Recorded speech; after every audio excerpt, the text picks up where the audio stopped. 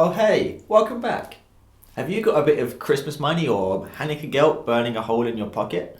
And have you been eyeing up the Squier Classic Vibe line of offsets but just can't work out the actual differences between the 60s and 70s models? Well, have no fear, because today we're going to outline the actual differences between the Classic Vibe 60s and Classic Vibe 70s offsets and assess which might be best for you.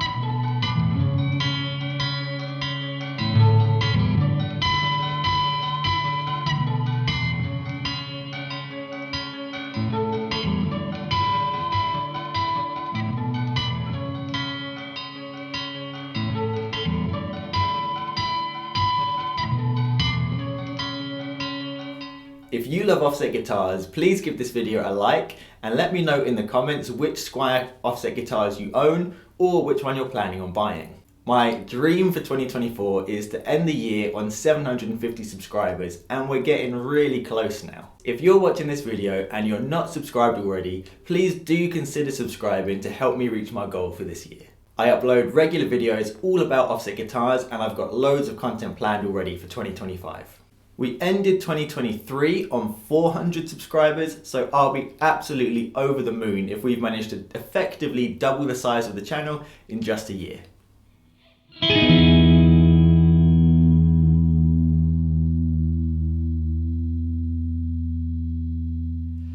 Now, if you were to go by the information Fender provides on their website, Fender would have you believe that the only difference between the 60s and 70s model is the colours they come in and the fact that the 60s comes with no binding and dot inlays, whereas the 70s comes with blocks and binding. However, there's a lot more to it than that, and some of the differences are actually really significant.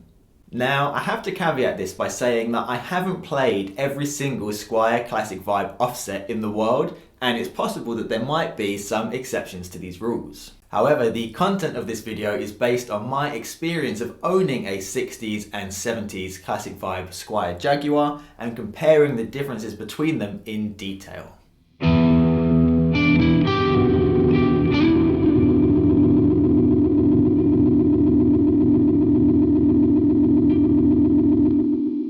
Now, some of you might be thinking, well, these guitars have clearly been modified, so this isn't a fair test. And on the one hand, those people would kind of be right. Both of these guitars have new vibratos, bridges, pickups, pickguards, and necks. However, I've spent a lot of time with these guitars in their stock form as well. I had this guitar for about 2 years before I swapped the neck, and I had this guitar for about a year before I swapped the neck. And I took my time to carefully note the differences between the two guitars before I'd done any mods, and the differences are certainly more than skin deep.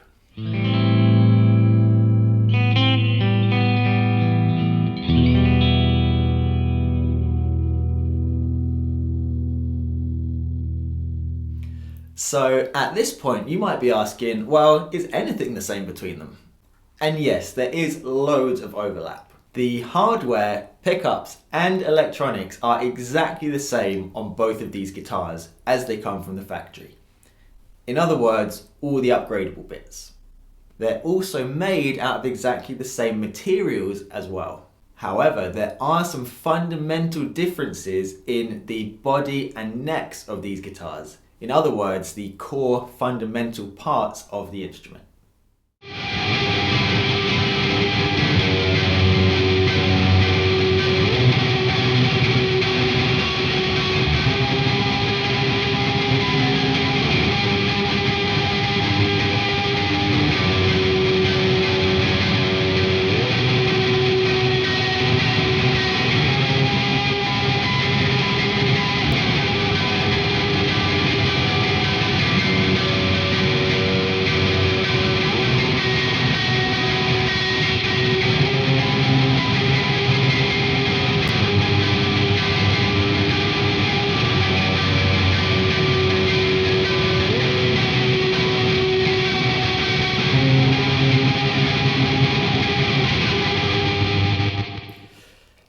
when you pick up these guitars and play them back to back, the differences are immediately obvious. The first and most obvious difference is with the neck profile.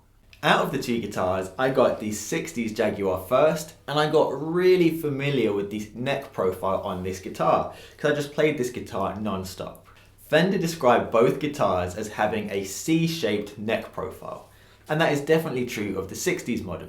It has a really nice, really familiar feeling, vintage-inspired C-shaped neck. I picked up this 70s Classic Vibe Jaguar after having owned the 60s for about a year. And my first impression when I first got my hand around the neck was, whoa, this thing has a D-shaped neck profile.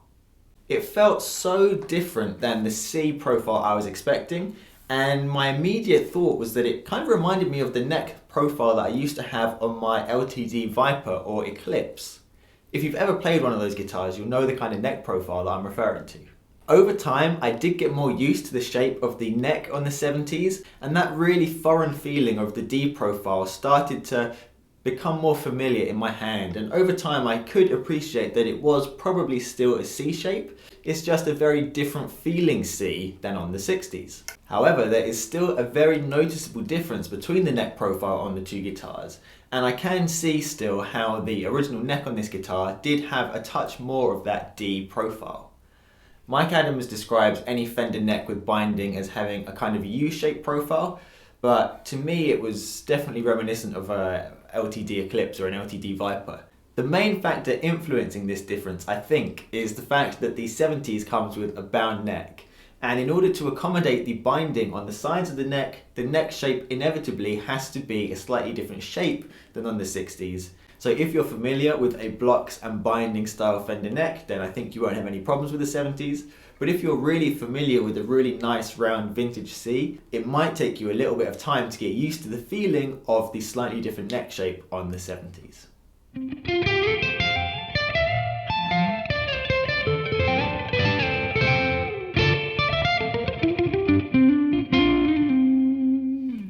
One thing that's worth highlighting while we're on the topic of necks is that Fender actually publishes inaccurate specs for the nut width on both of these guitars.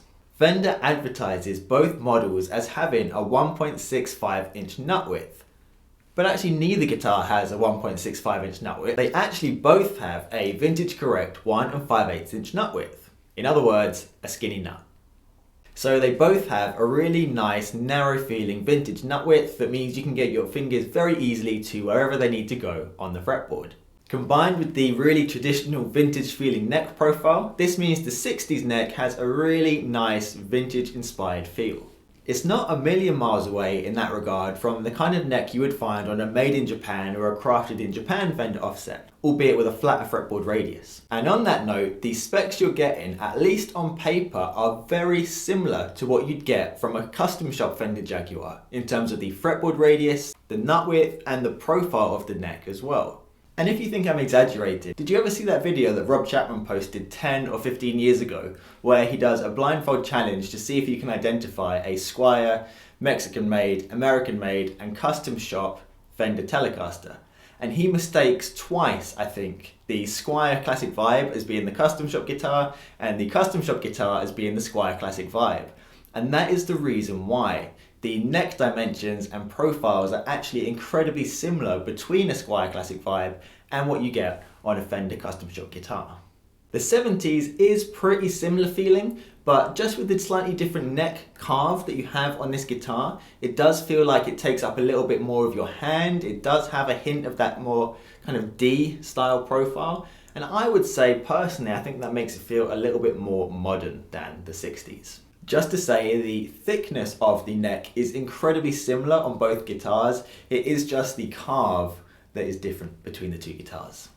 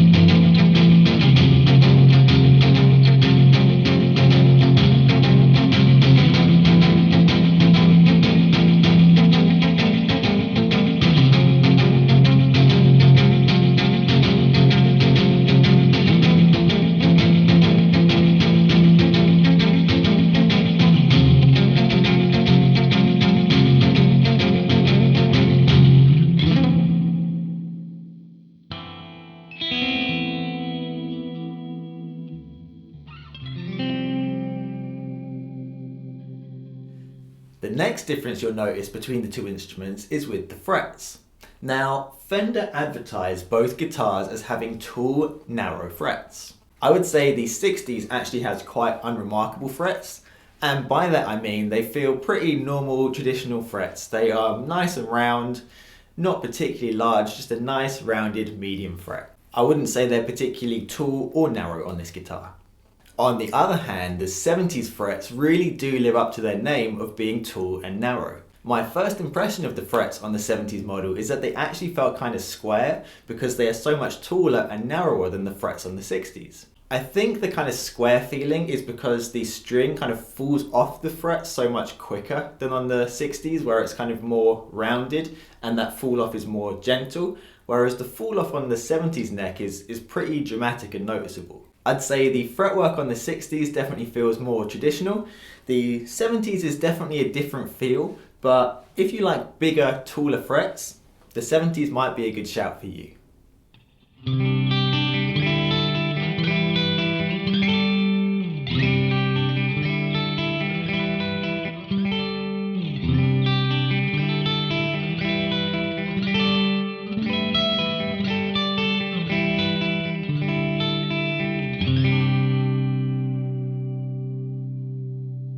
Okay, now this brings us into some really spicy territory. And while this does have a fundamental impact on the neck, the thing we're looking at now is actually a difference in the neck pockets between the two guitars. Specifically that the 60s comes with an angled neck pocket, whereas the 70s has a completely flat neck pocket.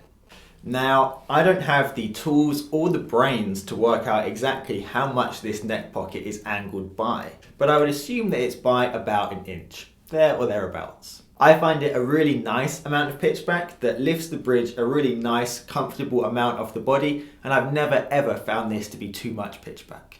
The neck pocket on the 70s, however, is completely flat, and this is just how you would expect a normal, traditional Fender neck pocket to be. And this means you'll have to install your own neck shims in the guitar to get an optimal setup.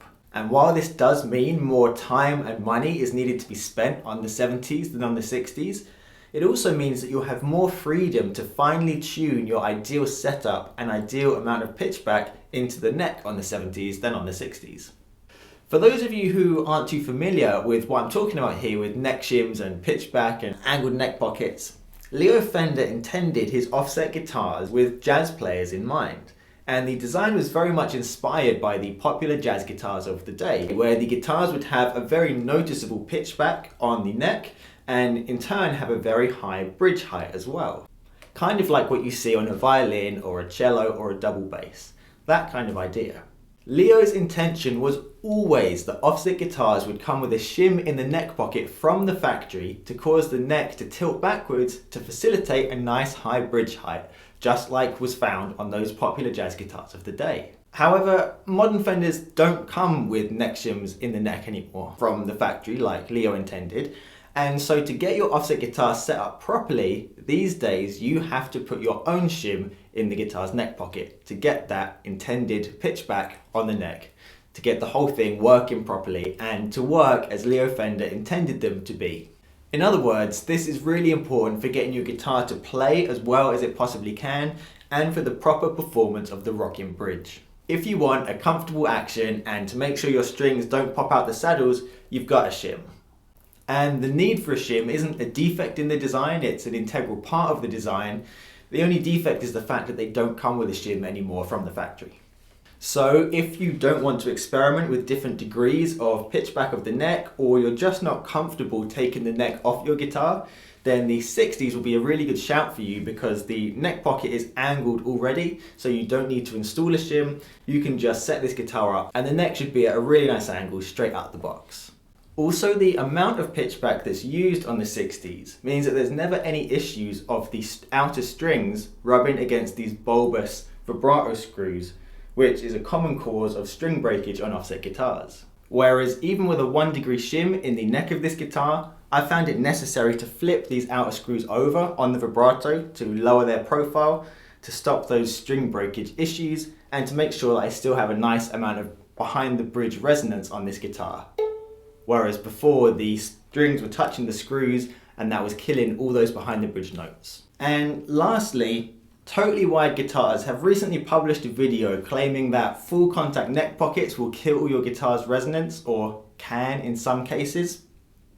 I don't know where I fall on that yet, but that might be something you want to bear in mind as well.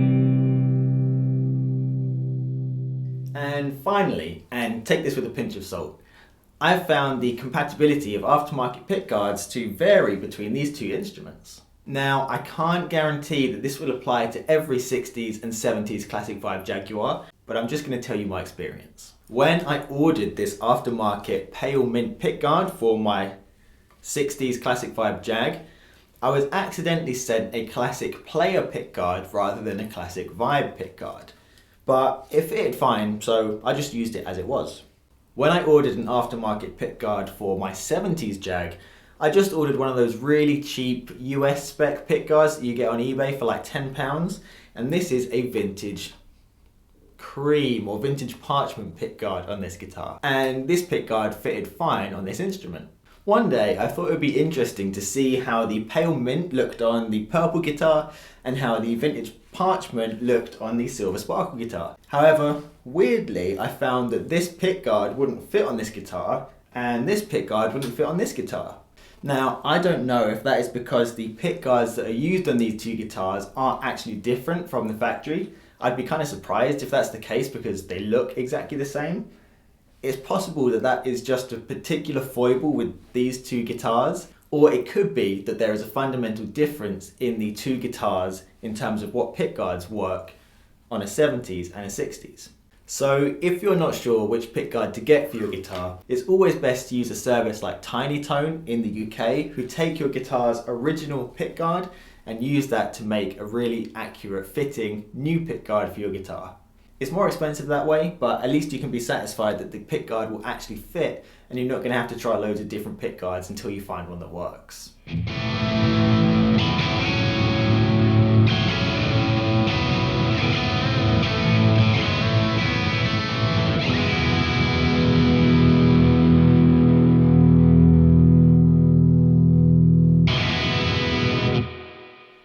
So, in conclusion, while there are a lot of similarities between the 60s Classic Vibe and the 70s Classic Vibe in terms of pickups, electronics, hardware, build quality and materials, there are also fundamental differences between the two guitars in terms of setup and feel that you will very much notice as a player. But which is actually best for you? I would say that the 60s model would really suit a player who has a strong preference for kind of traditional vintage feeling 60s specs, or a player who really isn't confident in taking their guitar's neck off to fit aftermarket neck shims.